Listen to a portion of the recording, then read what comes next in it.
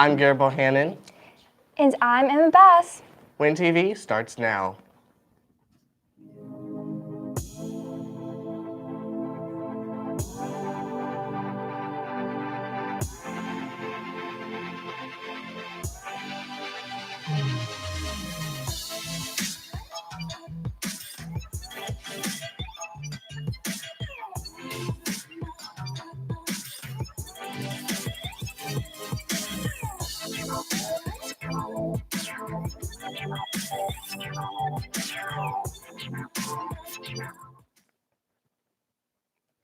Frisco ISD released the name of our district's newest high school, Emerson. Another high school?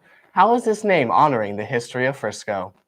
Andy Gross reports on the history of our city. Most people living here in Frisco know that this city was founded on railroad tracks in the early 20th century. But one fact that often goes overlooked is that we weren't always known as the city of Frisco. The story of Frisco truly begins with another city, Lebanon. Founded in 1860, Lebanon was a small town built along the Shawnee Trail, known today as Preston Road. Mrs. Catherine Fowler, namesake of Fowler Middle School and a Frisco historian, details life in early Frisco. So for hundreds of years, these animals created a trail. And then the Indians, of course, used that trail because they were hunting for dinner since there were no Kroger's or Walmart's or Tom Thumb's around. In 1902, a line of the St. Louis-San Francisco Railway was being built and would run through the area. Residents of Lebanon hoped that this railway would run through the town, but the elevation was too high for convenience.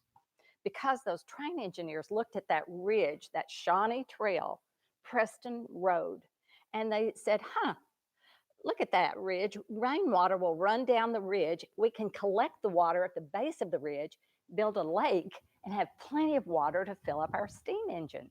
Instead, the railway ran about 4 miles to the west and would become the site for a new town, Emerson. Being built along a major railroad, Emerson quickly grew and would soon need a post office. However, the state of Texas would not grant them a post office because the name was too similar to another town by the name of Emberson. To solve this problem, a new name had to be given to the booming city. A decision was reached in 1904, giving the city its new name of Frisco, with every part of the name having a connection to the railroad it was built around. So, of course, they said, well, let's name our town after the railroad, Frisco. Frisco City, they called it at first, and then that was shortened as we shortened everything to Frisco. And of course, Frisco is a shortened version of San Francisco for the St. Louis-San Francisco train line.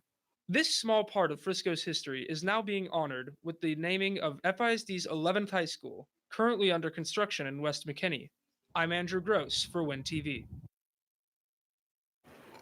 People rushing around, stressed out and careless, trying to get everything done. That sounds like the holidays to me. Unfortunately, people become careless and vulnerable to theft and other holiday crime. We can never be too careful, too prepared, or too aware. Mason Ogden reports on ways to protect yourself in public this holiday season. High school is full of fun memories, such as going to football games, hanging out with friends, and eating out. But something that is overlooked in these activities is the inherent risk that comes along with them. Well, at social gatherings, you just want to be aware of who you're with. Obviously, if you have a soda or any kind of drink, make sure you keep an eye on it so nobody's putting something in there they shouldn't be. You can get pepper sprayed at any of the sporting goods stores, Academy, Dick's Sporting Goods, anything like that. Although many Wolverines carry around pepper spray as a way to protect themselves, a local instructor will show us even better ways to keep ourselves safe. Self-defense is important knowledge for everyone to have. It affects, our daily life, our daily walk. Just having the knowledge, it gives you a different energy that you put off, and therefore you become less of a target and less of a victim just because of that. Having that knowledge and having that different energy that you're portraying out. Just going in our daily walk to, run errands and these kinds of things, we can face problems. And, traveling worldwide is very common now. So, of course, we put ourselves into different and unfamiliar situations. So having those tools in the toolbox additionally makes us safe. Make sure to stay safe, Wolverines. I'm Mason Ogden for Win TV. The community parade started off as the Frisco High School homecoming parade, but now with the growth of Frisco, it serves as a way for the community to come together and honor our veterans. Travis Wright focuses on an organization who marched in the November 9th parade that is on a mission to restore the true meaning of Veterans Day. Frisco like no other is the theme of this year's Frisco Community Parade. This parade is to mark Veterans Day, and it is to celebrate community pride. The vision for Carry the Load is to allow people to honor the sacrifices of our nation's heroes, our soldiers, sailors, and first responders. The parade will be at 10 a.m. and the floats will come from Toyota Stadium and travel east on Main Street through historic downtown before finishing at North County Road. The parade features floats, school marching bands, high school football teams, cheerleaders, scouts, civic organizations, youth sports teams, Frisco-based professional sports teams, and local businesses. Getting involved in Carry the Load will enable students to have an opportunity to honor our nation's heroes. As you can see, Carry the Load gives students a way to honor veterans in a unique manner. I'm Travis Wright for WIN TV. This week's recipient of Wolverine of the Week demonstrates optimism and loyalty in creating a positive school environment. She is Haley Sharp. I contribute myself to Wakeland in many ways, one of which is I'm student council president. Some of my responsibilities in that is, trying to bring our student body together, whether that's from club to club, bringing us all together as one, or just really promoting school spirit and involving our school with the community. I really hope that I can bring, clubs and various groups of people together to really unite Wakeland and make it more of one group rather than a whole bunch of different groups. I'm Haley Sharp and I'm Wolverine of the Week. Know how Wakeland sports have been doing lately? Not really. How've they been? Well, here's a look into football and volleyball season on this edition of Wolverine Replay.